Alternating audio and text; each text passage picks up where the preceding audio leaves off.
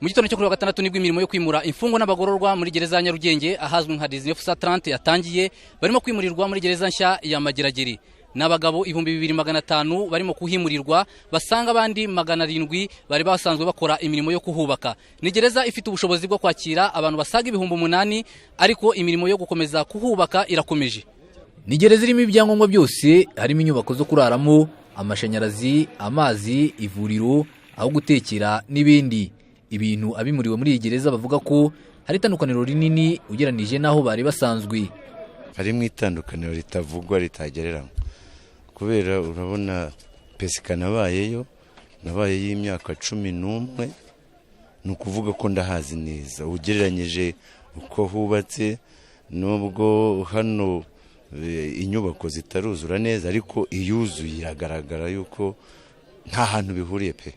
Nta hantu hubakitse, harakomeye, hameze neza, ubwisanzure buzaba buhagije, cyane cyane ko hano hari umwuka, hari umuyaga, hari umwuka uhagije, n'ibindi bikorwa kandi bihakorerwa nk'ubuhinzi, ibindi byose bizakenerwa kubera ko nta hantu hagari. Komiseri mukuru urwego rushinzwe imfungwa n'abagororwa George Rwigamba yavuze ko igikorwa cyo kwimura imfungwa n'abagororwa cyari kimaze igihe gitegerejwe cyagenze neza.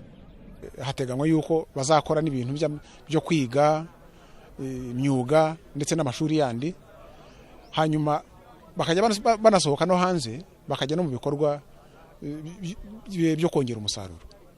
Ibyo byose bigamije kwigisha, kugorora, kugira ngo abantu bajye bava ahangaha baragororotse bameze neza, basubira muri societe atari abantu babona yuko baje mu bihano, ahubwo baba baranyuranyije n'itegeko, hanyuma mu buryo bwo kubahana bakabamo kubagorora bakagenda bameze neza. Uburenganzira bwa muntu rero baba babubonye nk'uko bukwiye. Ku mpungenge z'uko aho bimuriwe ari kure ku buryo bizagora imiryango yabo yabasuraga, komiseri wa RCS yavuze ko aho gereza y'Amageragere iri hari imihanda imeze neza, kandi igikorwa cyo gusura kikazakomeza nk'uko bisanzwe. Ahangaha si kure, aha n'ubundi ni mu karere ka Nyarugenge mu murenge wa Mageragere. Ni ibirometero bitarenze 15 uvuye mu mujyi, kandi umuhanda urakoze, ukozwe neza ku buryo n'amamodoka amatagisi za kwasiteri ziraza zikagera muri centre ya Mageragere, ahandi umuntu ashobora kuhagenda n'amaguru.